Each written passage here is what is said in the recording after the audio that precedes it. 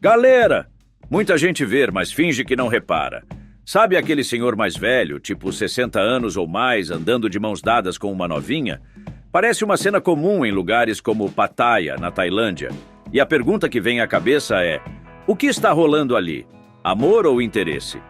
Calma, não tô aqui para julgar. Só quero que a gente pense junto. Esses casais seguem um padrão bem claro. Geralmente é um estrangeiro, de país rico, e a jovem, uma local. Será que tem amor genuíno nisso tudo, ou a realidade econômica pesa? Parece coincidência demais, né? O que vamos explorar aqui é por que isso acontece tanto nesses países. A gente sabe que as condições econômicas são diferentes, mas será que é só isso? Fica a pergunta no ar. E nos próximos minutos vamos entender melhor o que está por trás dessas relações. Eu bocejei também. Agora vamos dar um passo atrás e pensar no que realmente está acontecendo por trás desses relacionamentos. A real é que, muitas vezes, o que junta essas pessoas não é só o famoso amor à primeira vista, né? O dinheiro, o contexto econômico, tem um papel gigantesco nessas histórias. E isso não é segredo para ninguém. Imagina o seguinte: você é uma jovem que cresceu em um país onde a vida é difícil, a grana é curta e as oportunidades são poucas. Aí aparece um cara mais velho, geralmente de um país desenvolvido, com uma aposentadoria robusta, disposto a te oferecer uma vida estável, conforto, coisas que talvez você nunca tenha tido.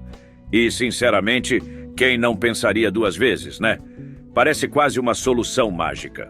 O que acontece é que em países como a Tailândia, onde a desigualdade é gritante, esse tipo de situação acaba se repetindo. E não só lá, viu? A gente vê algo parecido aqui na América Latina também. A diferença de realidades é o que faz essas relações parecerem tão normais por lá. Por isso, o cara mais velho de um país rico acaba se tornando atraente. Não necessariamente por quem ele é, mas pelo que ele pode proporcionar. E o que une essas pessoas não é só amor. Muitas vezes é a segurança financeira, a oportunidade de uma vida melhor. O homem traz estabilidade, a mulher traz juventude. E isso cria uma dinâmica em que os dois se complementam de certa forma. Mas vamos ser sinceros, essa história tem mais camadas do que parece. A pobreza é um fator real que não dá para ignorar. E quando a sobrevivência está em jogo, a escolha por um parceiro muitas vezes vai além da atração física ou emocional. Mas e aí, isso é certo ou errado? Difícil dizer, né? Vamos falar sério agora.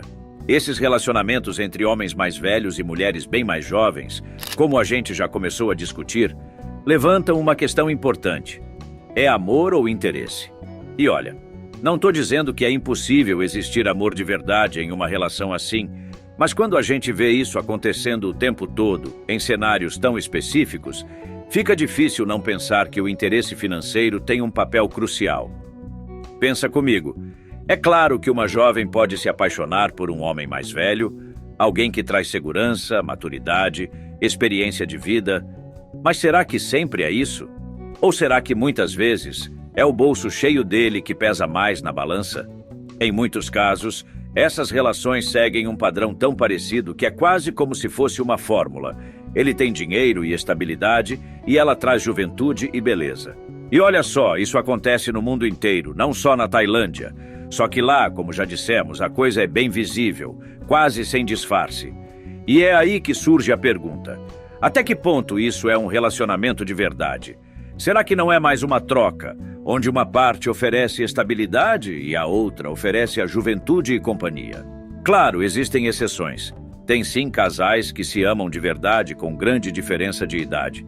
Mas a verdade é que muitas vezes esse tipo de relação nasce de uma necessidade, seja ela emocional ou financeira. Ela quer segurança, ele quer alguém para dividir a vida, talvez uma vida que já está no fim da linha. E o dinheiro acaba sendo o fator que une esses dois mundos. Então, resumindo, não estamos aqui para julgar, mas é bom parar e pensar. O que realmente está movendo esses relacionamentos? Amor genuíno ou uma busca por segurança e conforto? Essa é uma pergunta que fica no ar. Como essas relações são vistas, tanto localmente quanto no resto do mundo?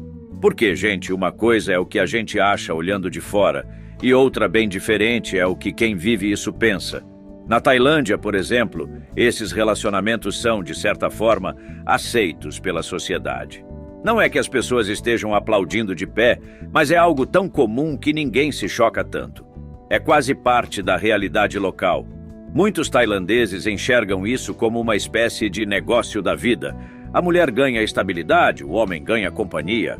Todo mundo ganha de alguma forma, entende? Mas se a gente olhar de fora, especialmente vindo de países como o Brasil, Europa ou Estados Unidos, isso parece estranho. A diferença de idade, as motivações financeiras, tudo isso soa meio forçado, para dizer o mínimo. Muita gente olha e já pensa, isso é exploração, ele está usando a vulnerabilidade dela. E é uma visão válida, né? Afinal, em muitos casos, a situação econômica da mulher é o principal motivo por trás desse relacionamento. Agora, é curioso ver como, em culturas diferentes, isso é encarado de maneira tão distinta. Na América Latina, por exemplo, não é que esse tipo de relacionamento não exista. Claro que existe. Só que muitas vezes é visto com outros olhos. Aqui, ainda tem muito aquela ideia de que um relacionamento deve ter uma base emocional forte, mesmo que, em alguns casos, a estabilidade financeira seja um bônus bem-vindo. Outro ponto interessante é o choque cultural. O homem, geralmente vindo de um país desenvolvido, chega com uma mentalidade e um estilo de vida muito diferente. E a mulher do país em desenvolvimento tem outra realidade. É como se eles estivessem vivendo em dois mundos paralelos. Isso gera uma mistura curiosa, onde cada um tenta entender o outro, mas, na real, muitas vezes a ponte que os conecta é só a grana. Então, o impacto cultural é gigantesco. O que é visto como normal em um lugar, em outro, é um tabu. E no meio disso tudo, quem define o que é certo ou errado? Cada cultura tem sua forma de enxergar essas relações e o que pode parecer exploração para um é aceitação ou até uma oportunidade para outro. O ponto é, a gente não pode ignorar que essas relações dizem muito sobre a sociedade em que elas acontecem. Agora vamos pensar aqui. O que a gente pode tirar de lição de tudo isso? O que dá para fazer diferente daqui para frente? A verdade é que esses relacionamentos escancaram algo bem claro: o peso da desigualdade econômica nas decisões das pessoas. E se a gente quer ver uma mudança real, o caminho é garantir mais oportunidades para todo mundo. Imagina só um mundo onde ninguém precisasse se envolver com alguém só por segurança financeira, onde as escolhas afetivas fossem realmente livres, sem essa pressão do dinheiro ou do status. Parece um sonho distante, né? Mas esse é o rumo que deveríamos seguir. No final das contas, a pergunta que fica é: será que esses casais estão juntos por amor ou por patrocínio? Difícil, né? O importante é a gente refletir sobre o impacto da desigualdade e buscar um mundo onde as escolhas sejam livres, sem essa pressão do bolso. Agora é o seguinte, meu brother. Pega esse vídeo e manda pro teu amigo cabeça branca que tá na seca aqui no Brasil. Vai que depois disso ele vira o Brad Pitt da Tailândia, hein? Me diz aí, o que você acha? Será que o amor sobrevive sem um Pix? Comenta aqui embaixo com a palavra patrocínio. Ops, patrocínio. E vamos continuar essa resenha. Nos vemos no próximo Minuto em Foco, valeu! E o Pix? Nada ainda? Ah!